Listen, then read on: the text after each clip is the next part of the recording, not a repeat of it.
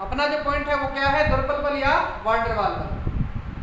ऐसा बल जिसकी मात्रा अति न्यून हो, बिल्कुल न्यूनतम मात्रा हो, लेकिन जिसकी उपस्थिति आवश्यक हो। देखो आपको रेशो बताता हूं मैं, 1:10⁻25 10⁻36 10⁻38 ये होता है चारों बलों का रेशो। जब गुरुत्वाकर्षण बल का मान 1 न्यूटन हो तब उस समय विद्युत चुंबकीय बल का मान 10⁻25 न्यूटन होता है। उसी समय इस दुर्बल बल या वान डेर वाल बल का मान 10⁻36 न्यूटन होता है और नाभिकीय बल का मान उसी समय 10⁻38 न्यूटन होता है, उसी कोटि में।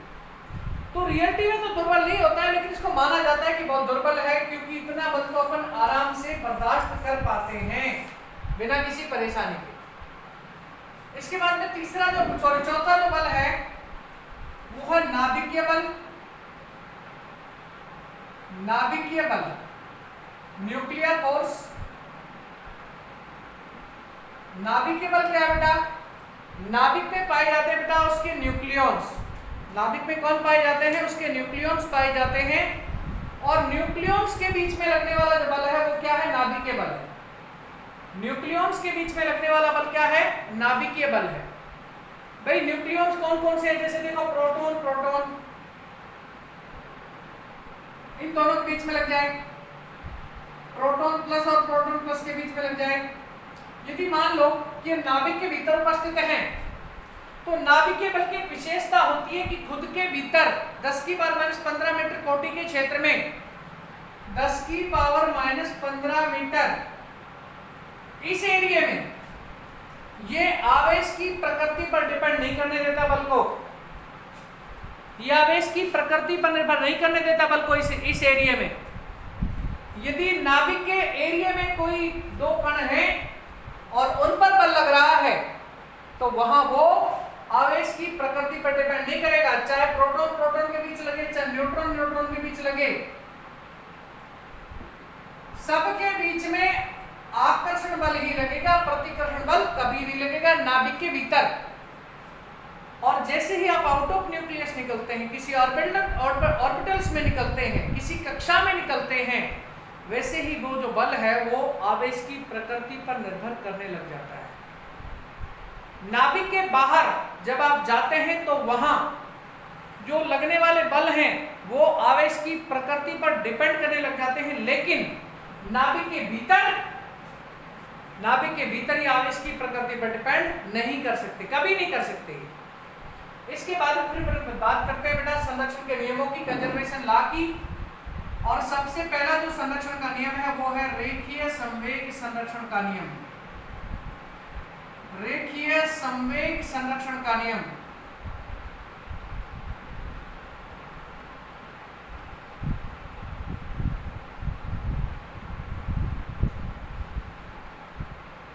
Conservation law of liner momentum. Conservation law of liner momentum. अब देखो लाइनर मोमेंटम में आप लोगों ने पढ़ा है P बराबर mv।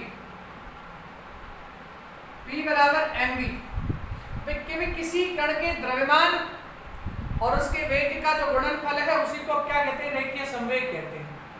किसी कण के द्रव्यमान और वेग का गुणनफल क्या कहा जाता है, रेखीय संवेग कहा जाता है। तो रेखीय संवेग संरक्षण का नियम क्या होगा भाई, रेखीय संवेग संरक्षण का नियम क्या होगा बता सकते हैं कोई, बताइए भाई। भाई रेखीय संवेग संरक्षण का नियम क्या होगा बताओ भाई। बेसिक से गलत बता दो, नो टेंशन, लेकिन बताने की आदत जरूर डालो आप।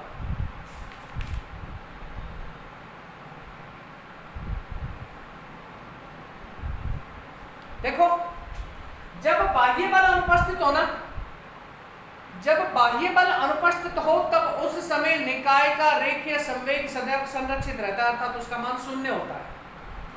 बाह्य बल की अनुपस्थिति में, बाह्य बल की अनुपस्थिति में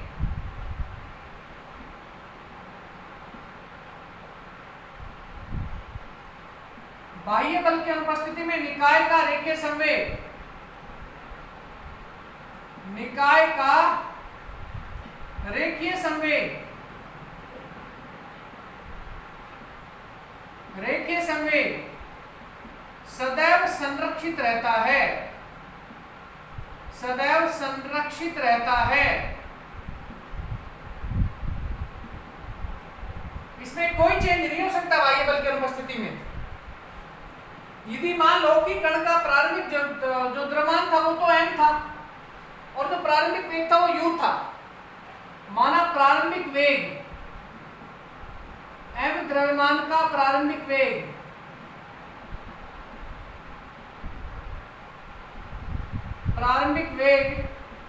बराबर u। माना m द्रव्यमान का कण है और उसका प्रारंभिक वेग क्या है भाई, u है।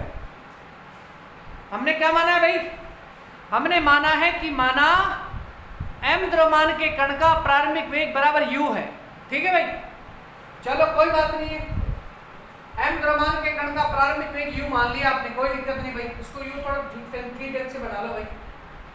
प्रारंभिक वेग u है और अंतिम वेग v है। अंतिम वेग क्या है भाई, वो v है। अंतिम वेग बराबर v, ये u है और ये v है। तब उसका रेखीय संवेग, तब रेखीय संवेग संरक्षण के नियम से, रेखीय संवेग संरक्षण के नियम से, रेखीय संवेग संरक्षण के नियम से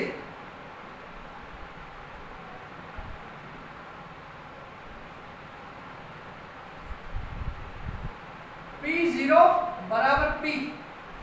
यहाँ पे जीरो मैंने इसमें से लगा दिया, स्टार्टिंग के लिए लगा दिया मैं जीरो मैंने। तो प्रारंभिक वेग क्या हो, प्रारंभिक समय क्या हो गया mu और अंतिम समय हो गया mv। mu बराबर mv अर्थात mu माइनस mv बराबर में जीरो। अर्थात जिस चीज का मान कुल जीरो हो गया वो क्या हो गया, वो संरक्षित हो गया भाई। भाई प्रारंभिक संवेग में से जब आपने अंतिम संवेग को घटा दिया तो आपको शून्य मान मिल रहा है यदि, तो फिर आपका वो राशि क्या है, वो संरक्षित है। आपकी वो राशि कैसी बेटा, संरक्षित है, कंजर्व्ड है, कंजर्व्ड है वो राशि। ठीक है, वो राशि कैसी है, संरक्षित है। इसके बाद अपन दूसरा देखते हैं बेटा। दूसरा है अपना कोणीय संवेग। कोणीय संवेग, कोणीय संवेग L बराबर P इंटू R। कोणीय संवेग को L से डिनोट कर दिया। P जो है रेखीय संवेग और R का यहाँ पे स्थिति सदिश है। तो कोणीय संवेग संरक्षण के नियम क्या कहता है भाई, कि बाह्य बल की अनुपस्थिति में, बाह्य बल की अनुपस्थिति में कुल कोणीय संवेग भी क्या रहता है, संरक्षित भी रहता है। सेम यही प्रोसेस, बाह्य बल की अनुपस्थिति में निकाय का कुल कोणीय संवेग क्या होता है, वो संरक्षित ही होता है। अर्थात L बराबर P इंटू R। यदि मैं इसको इक्वेशन रूप में लिखूं तो L बराबर में L डैश, जहां पे L प्रारंभिक कोणीय संवेग और L डैश का अंतिम कोणीय संवेग है, तो PR बराबर PR, दोनों समान होंगे भाई, L भी और L डैश भी, अर्थात ये संरक्षित होगा। तीसरी जो राशि है जो अपने को कंजर्व लिया की पढ़नी है वो है ऊर्जा संरक्षण का नियम। ऊर्जा संरक्षण का नियम, the conservation law of energy, the conservation law of energy, ऊर्जा संरक्षण का नियम। ये क्या कहता है बेटा, बताओ। ऊर्जा संरक्षण का नियम क्या कहता है भाई, ये बताओ। ऊर्जा संरक्षण का नियम क्या कहता है, देखो ऊर्जा को ना तो हम उत्पन्न कर सकते हैं, ऊर्जा को ना तो हम उत्पन्न कर सकते हैं और ना ही हम उसे नष्ट कर सकते हैं। ऊर्जा को ना तो हम उत्पन्न कर सकते हैं और ना ही हम उसे नष्ट कर सकते हैं, केवल एक रूप से दूसरे रूप में परिवर्तित कर सकते हैं। ऊर्जा को ना तो उत्पन्न किया जा सकता है ना ही उसे नष्ट किया जा सकता है, केवल एक रूप से दूसरे रूप में चेंज किया जा सकता है, अर्थात दूसरे रूप में परिवर्तित किया जा सकता है। इसे क्या कहते हैं, ऊर्जा संरक्षण का नियम कहते हैं। इसे क्या कहते हैं भैया, ऊर्जा संरक्षण का नियम कहते हैं। देखो चौथा और अंतिम नियम संरक्षण का वो है आवेश संरक्षण का नियम। आवेश संरक्षण का नियम।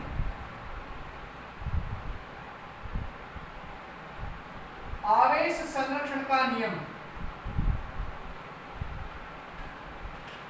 ये भी सेम इसी की तरह से कर सकते हैं हम लोग एक तो, और दूसरे शब्दों में एक तो हम ये कह सकते हैं कि किसी निकाय में कुल आवेश सदैव संरक्षित अवस्था में ही पाए जाते हैं। हम कह सकते हैं कि किसी निकाय में कुल आवेश सदैव संरक्षित अवस्था में ही पाए जाते हैं। किसमें पाए जाते हैं भाई? संरक्षित अवस्था में ही पाए जाते हैं। किसी निकाय में कुल आवेश सदैव संरक्षित अवस्था में ही पाए जाते हैं, ऐसा कह सकते हैं हम लोग। और यदि ऐसा नहीं कहना चाहे तो वैसे कह सकते हैं कि किसी निकाय के कुल आवेश, किसी निकाय के कुल आवेश सदैव शून्य होते हैं। किसी निकाय के कुल आवेश सदैव शून्य होते हैं, अर्थात सिग्मा क्यू बराबर 0। कुल आवेश क्या होते हैं बेटा? शून्य होते हैं, संरक्षित होते हैं। तो ये आप लोगों का आज की क्लास थी।